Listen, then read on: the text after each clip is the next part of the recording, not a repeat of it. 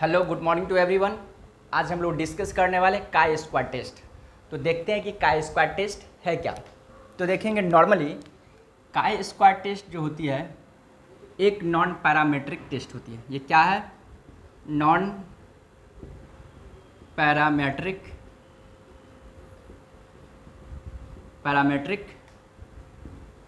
Test है। ठीक है।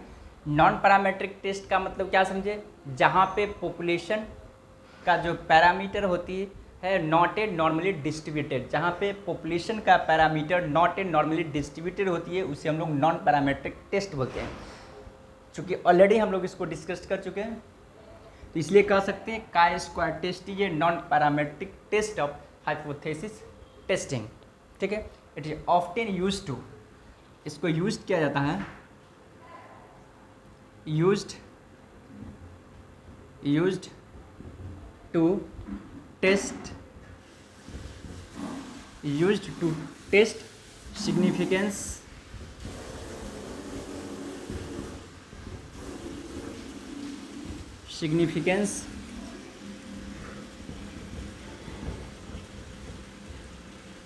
difference between observed frequencies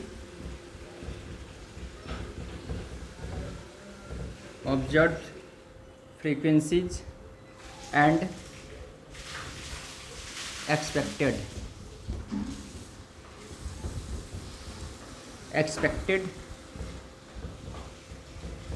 frequencies। ठीक है। यहाँ पे सिग्निफिकेंस टेस्ट किया जाता है, use to test significance difference between observe frequency and expected frequency. यानी कि ऑब्जर्व फ्रीक्वेंसी और एक्सपेक्टेड फ्रीक्वेंसी में क्या सिग्निफिकेंस है, इस चीज़ को टेस्ट करने के लिए काई स्क्वायर टेस्ट को यूज किया जाता है। ये एक्चुअली लार्ज सैंपल साइज है, सैंपल साइज इसमें लार्ज होता है। ठीक ना। ये क्या है? लार्ज सैंपल टेस्टिंग, यानी कि ये है लार्ज सैंपल टेस्टिंग। ठीक है ना। जहाँ पे मेरा सैंपल का साइज होता है ग्रेटर देन, यानी कि n ग्रेटर देन 50 होता है, जनरली 50 से ग्रेटर देन होती है। अगर ये स्मॉल हो गया 30 से लेस देन तो यहाँ पर एज ए पैरामेट्रिक टेस्ट इसको मान लिया जाता है काई स्क्वायर। उसके बाद कह सकते हैं इट इज डेवलप्ड बाय, इस चीज़ को डेवलप्ड किए थे, it was developed by Karl Pearson. इसको डेवलप किए थे कार्ल पियर्सन जी ने, काई स्क्वायर टेस्ट को डेवलप किए थे। ठीक ना। It was developed by chi square Karl Pearson ji. ठीक है। ये एक नॉन पैरामेट्रिक टेस्ट भी है। साथ साथ इसका अगर फॉर्मूला की बात किया जाएगा, इसको और गुडनेस ऑफ फिट भी बोला जाता है। It is also called goodness of fit बोला जाता है। क्यों गुडनेस ऑफ फिट इसलिए बोला जाता है क्योंकि यहाँ पे जो हम लोग को ऑब्जर्व जो फ्रीक्वेंसी है उससे कंपेयर किया जाता है किससे, कि जो फ्रीक्वेंसी एक्सपेक्टेड फ्रीक्वेंसी लाइक कर सकते हैं, प्रोबेबिलिटी डिस्ट्रीब्यूशन है, पॉइसन डिस्ट्रीब्यूशन है, नॉर्मल डिस्ट्रीब्यूशन से कितना फिट है, कितना सार्थक है, इसलिए इसको बोला जाता है it is also called goodness of fit. ठीक ना। उसके बाद इसका फॉर्मूला होगा आपको काई स्क्वायर टेस्ट का। Chi square test is equal to होगा OI माइनस EI का होल स्क्वायर बट्टे EI का होल स्क्वायर। यहाँ पे एक समेशन भी पड़ेगा, समेशन हो जाती है chi square test is equal to, ये इसका फॉर्मूला होता है। हालांकि ये नहीं भी लिखेंगे तो चलेगा। यहाँ पे OE इज इक्वल टू होती है ऑब्जर्व फ्रीक्वेंसी। OE का मतलब ऑब्जर्व्ड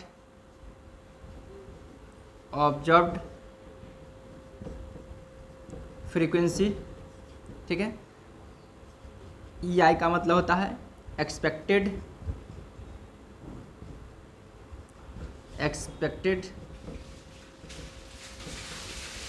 फ्रीक्वेंसी।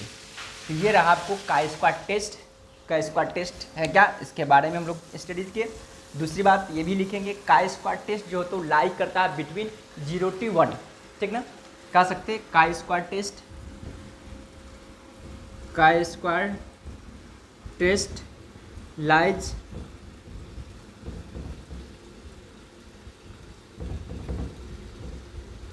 Between 0 to 1। ये 0 to 1 होता है और नॉन निगेटिव होता है। ये कभी निगेटिव में नहीं आ सकती है। क्यों? क्योंकि हम लोग ओ माइनस ई किए, यदि वो लेस देन भी ई से रहेगा तो माइनस में आएगा, बट स्क्वायर करने के बाद क्या होती है यहाँ पे, ये पॉजिटिव में हो जाती है। इसलिए हम लोग कह सकते हैं काई स्क्वायर टेस्ट कभी निगेटिव नहीं हो सकती है, ठीक ना। इसलिए इसको बोला गया नॉन निगेटिव। आई होप कि आप लोग यहाँ तक समझ गए।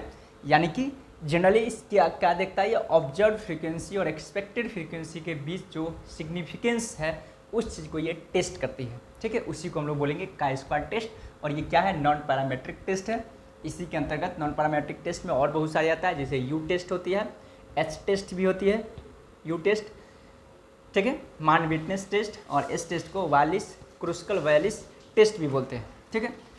तो आई होप कि आप लोग समझ गए। यहाँ पर क्या होता है, population parameter is not normally distributed. यानी कि यहाँ पे जो होती है पॉपुलेशन का पैरामीटर एस्क्यूड होती है, मतलब कि एस्क्यूड होती है, ठीक ना। यहाँ पे बेल शेप का कर्व ये नहीं बनाती है। इसी को हम लोग बोलेंगे काई स्क्वायर टेस्ट। और याद रखेंगे जहाँ पर सैंपल साइज स्मॉल हो जाती है, लेस देन 30, तो वहाँ पे यूज होती है एज ए पैरामेट्रिक टेस्ट। वहाँ पे नॉन पैरामेट्रिक टेस्ट हम लोग यूज नहीं करेंगे, ठीक है। इसमें और समझेंगे डिग्री ऑफ फ्रीडम जो होती है, degree of freedom is equal to होती है R-1 इंटू C-1। जहाँ पे यहाँ क्या है, R इज इक्वल टू होता है number of rows, here C is equal to होती है नंबर ऑफ कॉलम। यानी कि जितने भी रॉ है उसमें से 1 लेस कर देते हैं और मल्टीप्लाई कर देते हैं, जितने भी कॉलम है उसमें से 1 को लेस करके हम लोग मल्टीप्लाई कर देते हैं, तो आपको डिग्री ऑफ फ्रीडम निकलती है। और जो भी एट लेवल ऑफ सिग्निफिकेंस है उस पर हम लोग टेबल वैल्यू और कंप्यूटर वैल्यू के बीच हम लोग ये कर देते हैं, क्या कंपेरिजन कर देते हैं। आई होप कि आप लोग समझ चुके होंगे। यहाँ पे जब भी होती है तो यहाँ पर रैंकिंग के बेसिस पे किसी चीज़ को नंबरिंग की जाती है, इसलिए नॉन पैरामेट्रिक टेस्ट बोला जाता है, ठीक है। आई होप कि आप लोग यहाँ तक समझ गए होंगे।